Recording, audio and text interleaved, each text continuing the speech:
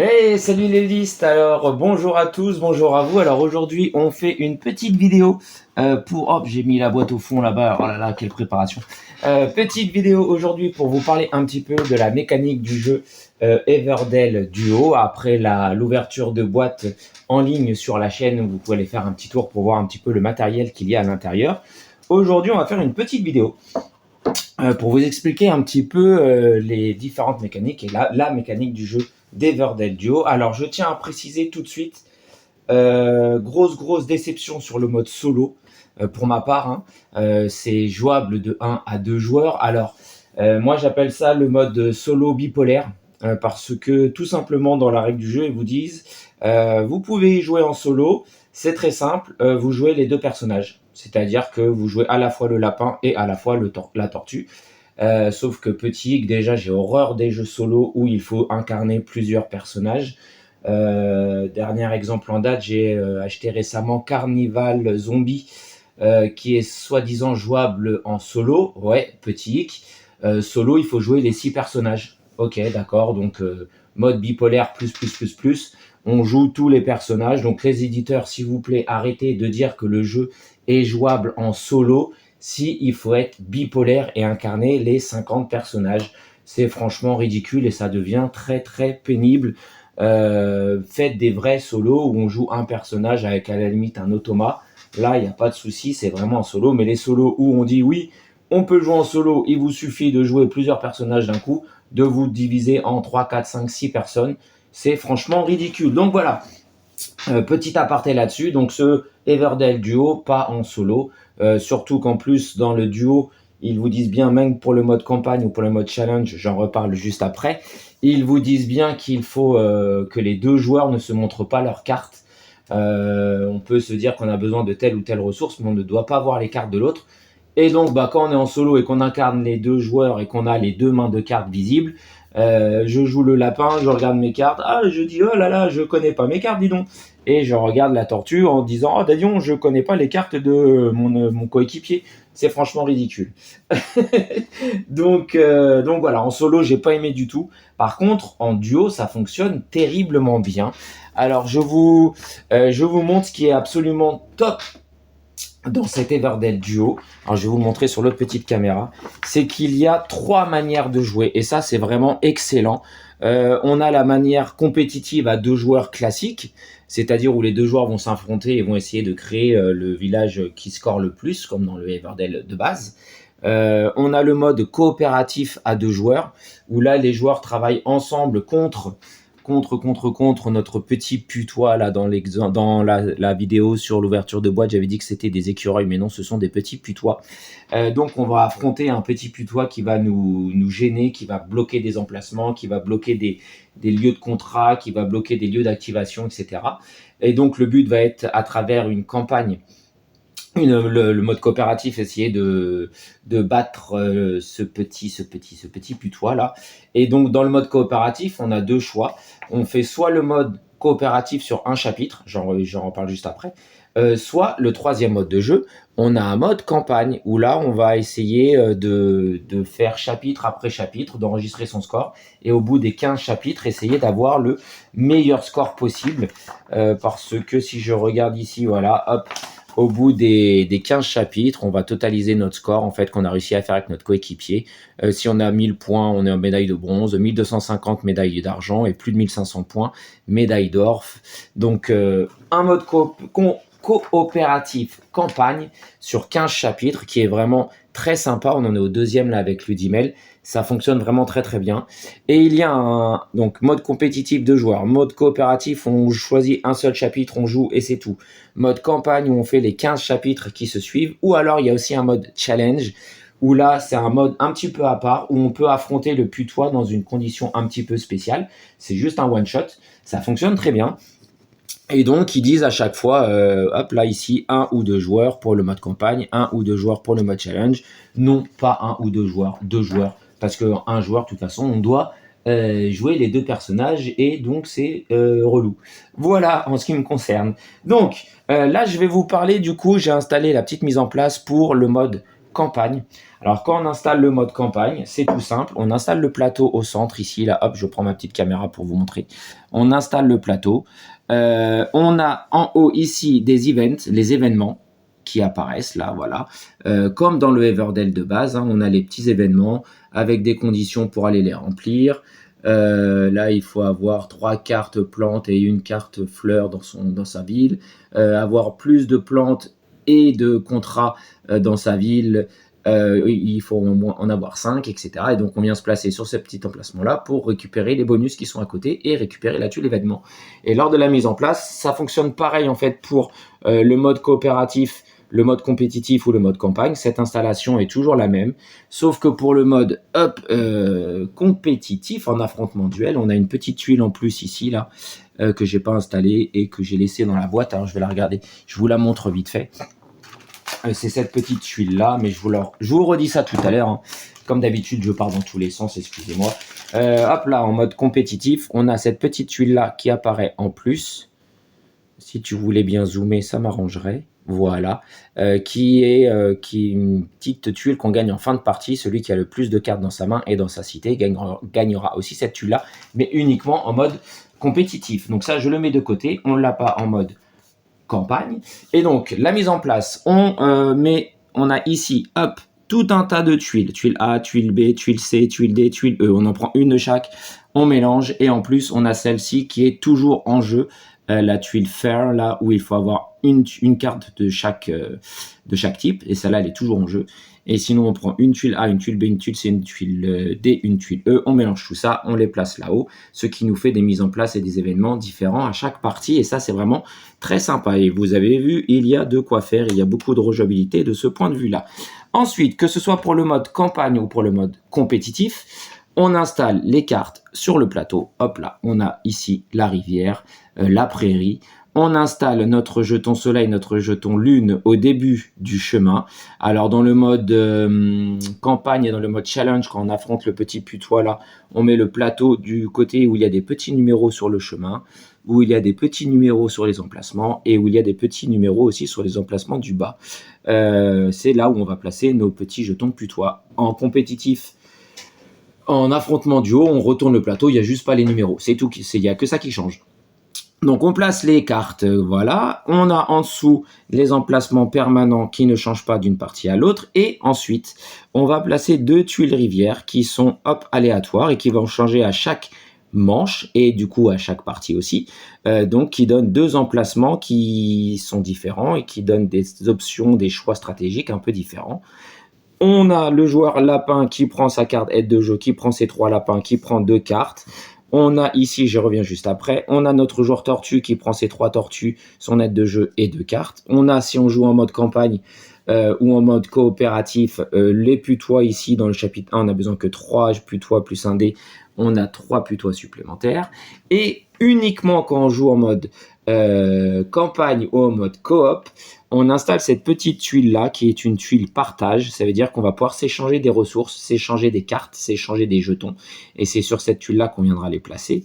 En mode campagne aussi, on a une petite tuile horloge qu'on peut activer une fois par campagne, par chapitre, qui permet de reculer le jeton soleil ou le jeton lune une fois dans la partie. Une fois qu'on l'a fait, on retourne cette petite horloge. Et uniquement dans le mode campagne, on a ces petites cartes Good News ici, là, le petit jeton Victory si on a gagné. On a uniquement dans le mode campagne des petites cartes Good News en début de chapitre, on en pioche 3. Et en fait, ce sont des cartes, alors il y a un petit texte d'ambiance avec des petites illustrations, etc. Et donc, à chaque début de chapitre, on peut choisir une de ces cartes-là qui sont des effets positifs pour les joueurs. Par exemple, si on choisit de garder celle-ci, là, un des 2 joueurs gagne 2 pierres. Si on veut garder celle-ci, hop, on a un des 2 joueurs gagne 2 ressources différentes. C'est pour stocker des bonnes choses, là. Ou alors celle-ci, hop, qui permet d'activer... Il m'énerve ce zoom, qui permet d'activer un lieu où il y a déjà un putois qui est dessus, donc un lieu bloqué, on peut quand même l'activer. Et donc on choisit une de ces cartes-là, hop, mettons on prend celle-là. Les autres, on les remet sous le paquet. Et là, vous avez vu, il y a de quoi faire aussi, hein. Il y en a un joli petit paquet avec plein de choses différentes. Donc, on les remet sous le paquet. On a notre carte pour le chapitre en cours. Et on a le choix de l'utiliser ou pas. Si on l'utilise, eh ben, on l'a utilisé. Si on ne l'utilise pas, on va pouvoir garder cette carte-là pour le chapitre 2, en repiocher 3 nouvelles au début du chapitre 2 et accumuler ainsi les cartes Good News si nous n'en avons pas besoin. Donc ça, c'est plutôt un chouette truc. C'est bien pensé, c'est malin. Voilà pour la mise en place coopérative ou compétitive. On a aussi, comme dans le Everdell, ce qui correspond à notre petit arbre, on a les petites plaquettes de manche pour savoir à chaque fois ce qu'on active en début de manche. Quand on joue en mode compétitif, en mode coopératif ou campagne, on a cette petite tuile-ci avec le petit putois là. Je vous rappelle après ce que c'est ce symbole ici. Ça va être quand on va choisir de faire un mode challenge. Et de l'autre côté, c'est juste quand on joue en mode affrontement, en mode 2 joueurs, où on n'a plus le petit putois qui apparaît là-haut. Donc là, par exemple, en hiver, en mode 2 joueurs, le lapin piochera une carte de la pioche, tandis que la tortue piochera une carte de la pioche et une carte de la prairie. Donc voilà. À chaque début de manche, on a 2 nouvelles tuiles, hop, rivière, qui viennent remplacer celle-ci. Donc pareil, rejouabilité entre chaque manche et entre chaque partie. Là, j'ai préparé tout ce qu'il faut, mais il y en a bien plus que ça. Donc on en a 2 nouvelles pour la manche 2, 2 nouvelles pour la manche 3 et 2 nouvelles pour la manche 4. Et quand on joue en mode campagne, on prend donc ce petit livre-là, hop, et nos petits jetons sauts, là, c'est pour valider les objectifs. Et en fait, comment marche le livre campagne ? Le livre campagne, tac, on prend son livre, allez hop, je vais me mettre ici en caméra déportée, et on a chapitre 1, alors on a un petit texte d'ambiance, la gazette c'est nous, The Root c'est notre adversaire contre qui on se bat, chapitre 1, eh ben, on apprend à travailler ensemble, parce que franchement le mode campagne en coopératif fonctionne super bien, super bien, il faut vraiment discuter avec son coéquipier pour savoir, tiens moi j'aurais besoin de ça, est-ce que tu n'aurais pas besoin de ça, essayer de se mettre d'accord, pour scorer un max parce que c'est franchement pas évident. On a les 2 objectifs. Alors, chapitre 1, on a juste 2 objectifs. Il faut réussir à réaliser 4 events. On va réussir à valider au moins 4 événements qui sont là-haut. Et réussir à totaliser 85 points si on joue en mode normal ou 95 points si on joue au mode dur. Et pour la mise en place de chaque chapitre, on a le petit setup. Donc ici, c'est pour savoir si notre putois va nous gêner dans les événements là-haut. Là, est-ce qu'il va nous bloquer des emplacements dans les événements ? Dans ce chapitre 1, il ne nous gêne pas. Dans la prairie, il y aura 2 putois qui viendront se placer dans la prairie, qui viendront du coup accélérer la manche. Et dans les lieux, on aura aussi un putois qui viendra se placer dans un des lieux activation ici, qui viendra nous bloquer une place à chaque manche. Et le dé donc sert juste à savoir dans quel lieu on va le placer, je vous fais ça juste après. Et on a aussi, hop, pour cette manche 1, on a open sharing, c'est-à-dire qu'on peut partager des ressources quand on veut, n'importe quand, à la fin de son tour, un joueur peut placer sur cette tuile-là une ressource, une carte ou un jeton porte. Là, je vous explique le jeton porte, à quoi il sert, des petits jetons porte là, qui changent un petit peu du Everdell classique. On avait ces jetons-là dans l'Everdell classique, mais ils ne fonctionnent pas pareil dans ce Everdell-là. Et puis donc le joueur suivant peut, au début de son tour, récupérer la ressource qui a été mise ici. Et là, il n'y a pas de contrainte spéciale. Et donc après, chapitre 2, ben voilà, tant de choses à faire. On a cette fois-ci des objectifs différents, 5 événements réalisés, 95 points en facile, 115 en mode dur. On a ici maintenant le putois qui nous gênera, une place pour les lieux événements, 2 places dans la prairie et 2 lieux bloqués. Alors là, ça c'est franchement pas facile celui-là. Et on nous dit au début de partie, il faut qu'on trouve cette carte là qui s'appelle Juggler et qu'on placera dans la prairie parce qu'elle nous permet d'activer des lieux, même s'il y a le putois dessus. Donc on a des petites mises en place un peu spéciales qui vont nous aider un petit peu. Et là, on a le Limited Sharing. Ça veut dire qu'on placera cette tuile partage de ce côté-ci. Et là, ça veut dire qu'on aura le droit de se partager des ressources uniquement quand le soleil ou la lune seront sur cette petite icône là, sur cette petite place où il y a la tortue et le lièvre qui sont en train de faire des échanges, de discuter. Donc on aura des échanges limités. On aura aussi toujours une petite horloge et on aura toujours un choix parmi 3 cartes Good News, plus éventuellement celles qu'on n'aura pas utilisées lors de la manche 1. Alors ensuite, on a notre petit papier pour noter nos scores. On a nos petits papiers derrière ici, là, c'est pour noter, tac, tac. Ça nous dit à chaque fois là, tac, si on a en mode normal, on a une horloge. En mode hard, on n'a pas d'horloge. Chapitre 2, on a une horloge. En mode hard, on n'en a pas. Chapitre 3, on a une horloge en mode facile et on aura aussi une horloge en mode difficile.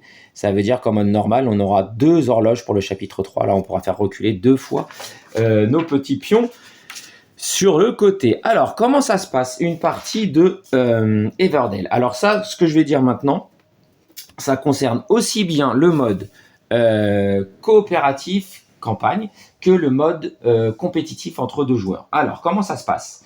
À son tour de jeu, alors on va dire, allez, on fait le mode campagne, là, ici, je le remets sur le chapitre 1. Peu importe, hein, je ne ferai pas une partie entière, donc c'est pas très grave, c'est juste pour vous montrer. Au début de partie, donc on a notre, ici, on nous dit qu'il y en a 2 dans la prairie et 1 sur le lieu. Donc ce qu'on fait, bah, c'est tout simple, je lance un dé, hop, place 4, donc il va venir placer ici, cette carte-là. Je lance un dé, 5, il vient ici pour placer la tortue, notre petit putois va bloquer cet emplacement-ci. Et le dernier, 6, il va nous bloquer celui-ci. Donc là, pour cette manche-là, pour cette saison 1, je n'aurai pas accès à ce lieu-là. Je ne pourrai pas gagner une carte de la pioche et une ressource de mon choix. Et je n'aurai pas ce lieu-là, gagner une carte de la prairie et un jeton porte. Voilà, la mise en place est faite. C'est pas plus compliqué que ça. On regarde ce qui se passe en début de manche. Début de manche, alors en mode coopératif, les joueurs doivent se mettre d'accord pour savoir qui gagne telle ou telle récompense. Donc là, on sait juste que le lièvre va jouer en premier, la tortue va jouer en deuxième. Et comme récompense sur cette manche, c'est une carte de la pioche et une carte de la prairie. Et les joueurs doivent se mettre d'accord pour savoir qui fait quoi. Alors normalement, on regarde un petit peu nos cartes. Hop, je choisis. Donc j'ai ces cartes-là. Comme d'habitude, les cartes contrats, c'est des effets en cours de partie. Les baluchons, c'est des effets immédiats. Ça, c'est une carte maison. Là, on a une carte citoyen, une carte ami. Et donc, on regarde ces cartes. Alors, quand on est en solo, on fait comme ça. On regarde, hop, quand on est en solo, on voit le jeu de l'autre. On fait, alors, moi j'ai ça, moi j'ai ça. Qu'est-ce que tu ferais, Ludic F1? Ah, bah moi j'aurais bien ça. Et toi, Ludic F2? Ah, bah moi je ferais bien ça. Donc, vous voyez, c'est un peu pénible. On gère 2 personnages. Je n'aime pas du tout. Donc, on va dire, allez, le lapin prend une carte de la pioche et le joueur tortue va prendre, on s'en fiche, hein. Je vous montre juste celle-là, comme ça fait un effet différent. On a les petites cartes papates là, hop, alors, le zoom il est pas top aujourd'hui. Les petites cartes papates, ce sont des lieux où on peut avoir un emplacement supplémentaire dans notre ville. Voilà. Et ensuite, les joueurs tortue et les joueurs lapin, quand on est en mode coopératif ou mode campagne, on construit un seul et unique village entre les 2 joueurs. Donc les joueurs partagent leurs cartes et partagent leurs activations. Et donc à son tour de jeu, c'est hyper simple. Je ne vais pas faire une partie entière. On a le choix soit de placer un meeple, et à ce moment-là, on fera avancer d'une case le soleil. Soit on joue une carte, c'est-à-dire qu'on paye une carte pour la poser dans notre ville, et là, on fera avancer à ce moment-là la lune. Soit je décide de piocher une carte de la pioche ou une carte de la prairie, à ce moment-là, je fais avancer l'un ou l'autre. Et n'importe quand pendant la partie, je peux défausser 2 cartes de ma main pour gagner une ressource de mon choix. J'avais oublié de remettre ici, dans la prairie, on complète. Et donc, on va faire un tour très simple. Le lapin va se dire, allez, je vais gagner 2 myrtilles. Donc à ce moment-là, on prend dans la réserve 2 myrtilles, je les mets chez moi, tac. Et maintenant, fin de mon tour, j'ai posé un meeple, donc c'est le soleil qui va avancer. Et donc, fin de mon tour, si je veux, je peux déposer une ressource sur la carte partage ou poser une carte sur la carte partage ou si j'avais un jeton porte, je pourrais poser un jeton porte sur la case partage. C'est au tour de la tortue de jouer, de mon coéquipier. S'il y avait une ressource mise à disposition au début de son tour, il peut la prendre. L'intérêt, c'est il n'y en a qu'une à chaque fois, donc il vaut mieux prendre. La tortue, elle, va dire, elle aussi, elle n'a pas grand-chose en ce moment-là pour jouer. Donc, elle peut dire, là, vous voyez ici, ça permet d'activer 2 lieux production. On a la petite touffe d'herbe là. Ça veut dire 2 lieux de production de la prairie. Hop, dis donc, il veut vraiment pas zoomer aujourd'hui.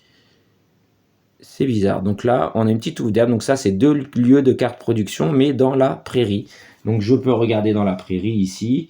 Je peux avoir échangé du bois contre 2 ressources, piocher 2 cartes, avoir un bois et activer un lieu de production de ma main.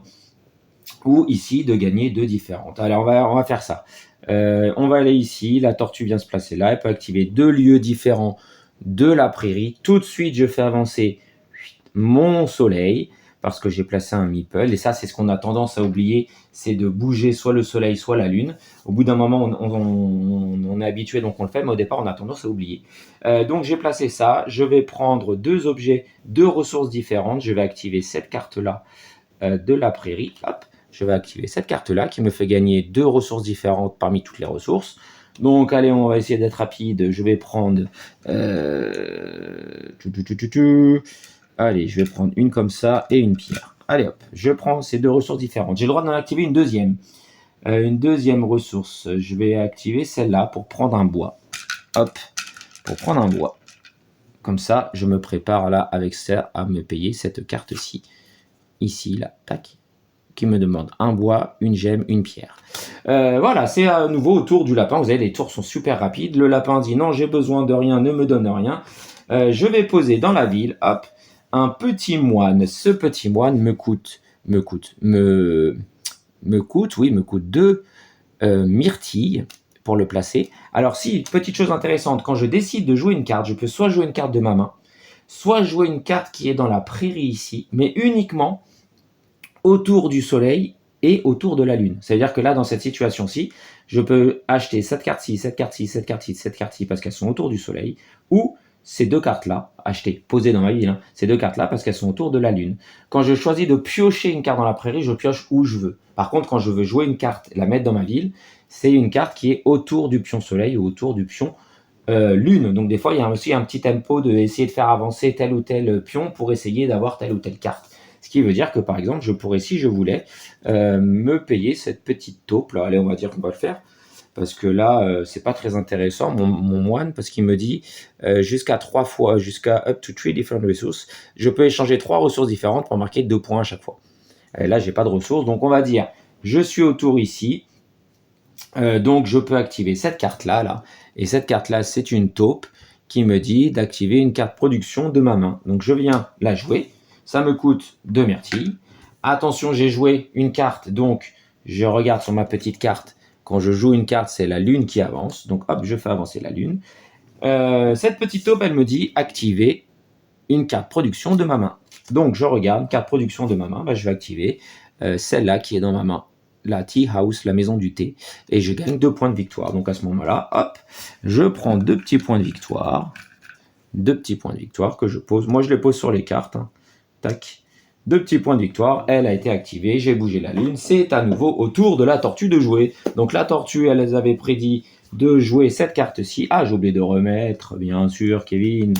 Je remets ça. Elle joue cette carte-là. Alors là, je vais mettre d'un côté les citoyens et à droite les maisons. Je la paye avec toutes mes ressources. J'ai joué une carte, donc je fais avancer le soleil, la lune, pardon, excusez-moi. Et mon tour est terminé. Voilà, super simple. Cet avant-poste-là, ça me donne un nouveau lieu où je vais pouvoir venir me mettre pour activer un lieu. Donc, c'est vraiment très très pénible.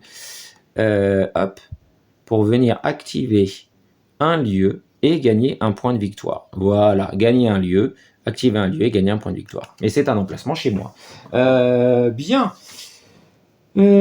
Activer un lieu qui peut déjà être occupé. Donc, c'est ce qui va me permettre de faire. Je vais prendre ça. Et je vais aller... Allez, je vais prendre ici... Qu'est-ce que je pourrais faire? Après, il faut toujours essayer de regarder aussi les objectifs qui sont là-haut. Avoir 2 cartes fleurs chez soi. Avoir un total de maisons et de pierres qui fait au moins 4. Ici, alors quand on est en mode compétitif, more, c'est-à-dire qu'il faut en avoir plus que l'adversaire, mais là en mode campagne, il faut juste avoir la quantité qui est entre parenthèses. Ici, il faut 3 maisons et 3 souris. De l'autre côté, je l'avais déjà dit un petit peu, il faut avoir plus de plantes et de contrats et en avoir au moins 5. Et ici, avoir 3 plantes et une fleur. Donc, on essaye un petit peu de regarder tout ça quand on veut acheter des cartes. Et là, je vais essayer d'aller vite. Allez, on va dire, je prends cette carte-là pour gagner. Pourquoi je ferais ça? Non, ce que je vais faire, je vais aller ici, comme ça je vous montre. Je pose un bonhomme, donc c'est le soleil qui avance. J'active un lieu et je gagne un point. Donc j'active un lieu et un point. J'active ce lieu-là, ce lieu-ci, pour gagner une petite porte. Je vais vous montrer à quoi ça sert. Pour gagner une petite porte, là, tac, je mets sur ma carte, et un point de victoire. Je l'avais déjà pris. Gagner une petite porte et récupérer une carte. Pourquoi je fais ça? Je vais essayer de vous montrer. Allez, on va faire ça. On va faire ça. Je récupère une carte de la prairie et c'est le lapin qui a joué. Donc je la mets chez moi. On remet ça. Alors, autour de la tortue, je vais vous montrer comment fonctionne cette petite porte-là. Celui-là, alors ce joueur-là. Allez, on va utiliser notre Good News pour vous montrer un peu tout ce qu'on peut faire. Hop, Good News, je l'active, je gagne 2 ressources de mon choix. Pardon. Allez, on va dire, je gagne une pierre et une myrtille. Voilà. Le lapin va faire... Allez, je peux poser les cartes qui sont autour du soleil ou autour ici. Eh bien, je vais dire, je vais dépenser une myrtille pour acheter le crieur public. Hop, que je place dans ma ville, dans notre ville. Et en récompense, je gagne une carte de la pioche. Hop, je mets ça là. On a une petite famille de la campagne qui nous fait un point de victoire pour chaque plante dans notre cité. Ok, et je remets ici. Et là, vous avez vu, j'ai joué une carte. Je ne sais plus si j'ai avancé la lune. C'est vraiment le gros problème dans ce jeu-là. On ne sait plus si on la fout pas. Je crois pas que je l'ai avancé. Donc voilà, j'avance la lune parce que j'ai posé une carte chez moi. Je vérifie si je veux donner une carte à mon copain ou une ressource à mon copain.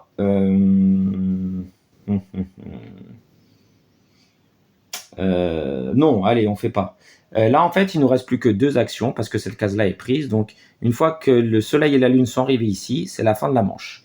Alors, j'essaye de voir pour vous montrer comment fonctionne cette petite chose-là. Je vais lui donner la pierre. Donc, le lapin débute son tour et récupère la pierre.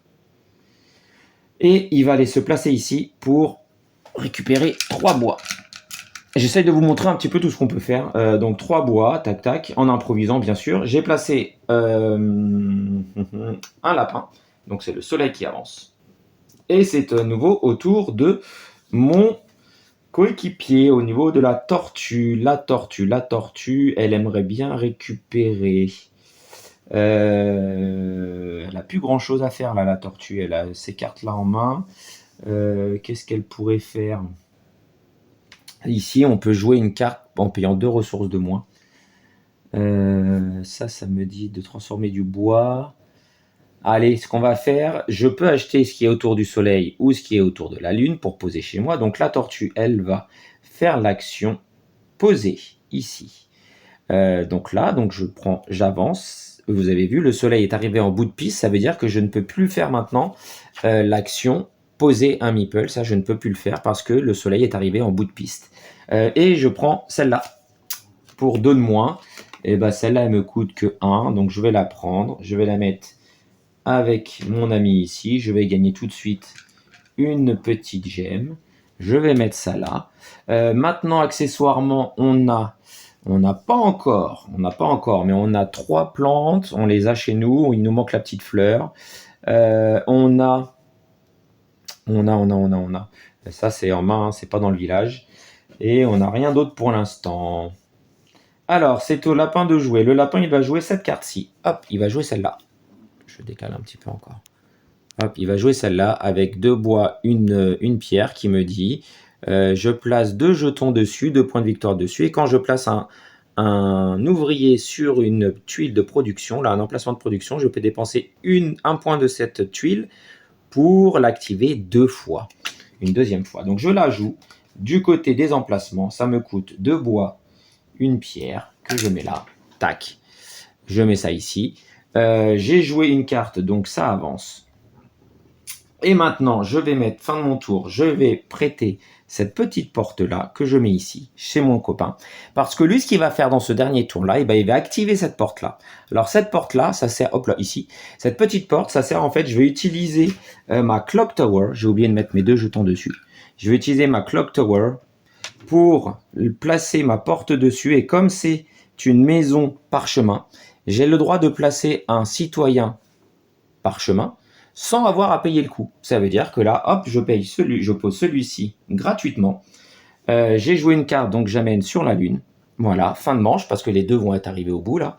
Et j'ai joué ma petite porte, j'ai posé mon petit bonhomme gratuitement. Par contre, maintenant, comme j'ai posé une porte bleue, je n'ai plus le droit de réactiver cet effet-là, de rejouer un bâtiment bleu pour rejouer une nouvelle carte bleue. C'est limité à une porte par couleur. Mais ce qui est cool, c'est que ça permet de poser des bonhommes gratuitement. Et maintenant, en plus, en faisant ça, j'ai aussi ce contrat-là, je pourrais aller le valider plus tard. J'ai plante plus contrat égale au moins 5. C'est ce que j'ai. J'ai 3 plantes et j'ai 2 contrats. Donc cet objectif-là, je pourrais aller le chercher à la manche d'après. J'ai presque 3 maisons et 3 citoyens parce que j'ai 2 maisons, 4 citoyens. Et pour l'instant, c'est tout. Et après, il me suffira d'avoir juste une petite carte fleur là pour valider ce contrat-ci. Donc voilà, fin de la manche. Et là, lui, le petit lapin, là, il me dit que maintenant, à chaque fois que je vais jouer un ami dans ma ville, je gagnerai une myrtille. Donc voilà, fin de la manche parce que je suis arrivé ici. On a vu un petit peu près tout ce qu'on pouvait faire. Fin de la manche, on défausse la tuile hiver. On récupère nos petits bonhommes. On récupère nos petites tortues. On va remettre nos petites soleils lunes ici. On défausse nos 2 tuiles rivières. On met les 2 nouvelles. Donc là, maintenant, on va avoir se placer pour gagner 2 bois de myrtille. Ou on va avoir ici défausser une carte pour activer 2 lieux différents. 2 lieux de la ville en bas différents ici. Donc voilà, ça c'est ça. Début de manche, ça sera la tortue qui va commencer, le lapin en deuxième. Et on va devoir choisir qui pioche une carte de la pioche et on va activer toutes nos cartes là, toutes nos cartes production et on va choisir qui fait quoi et qui récolte quoi. On se partage ça, on se met d'accord. Donc il y a vraiment une belle discussion à avoir entre les joueurs. Et je remets les petits, les petits putois, ils vont nous bloquer cette tuile là.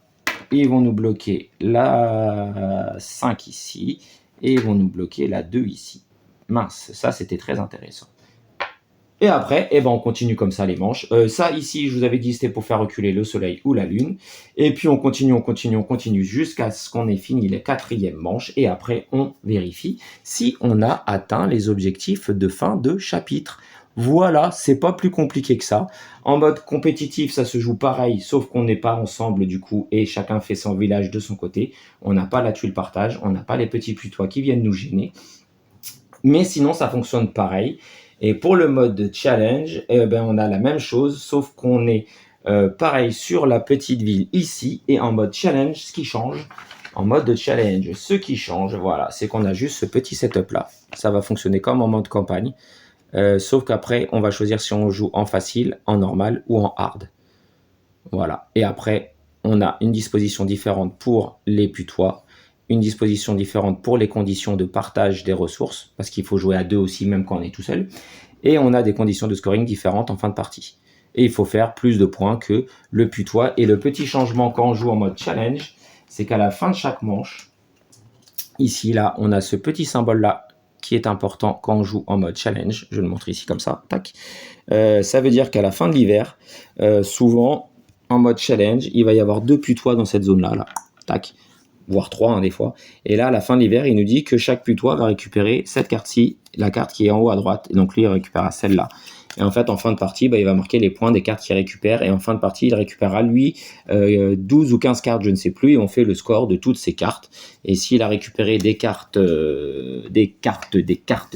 fleurs, eh bien, il va gagner des points en fonction du niveau de difficulté. Donc, si on est en mode facile, il gagnera 2 points par carte fleur plus 15 points. En mode normal, 4 points par fleur plus 20 points. Et en mode difficile, 6 points par carte fleur plus 25. Et dans le mode challenge, on a des petits défis à réaliser. C'est des challenges qui sont là.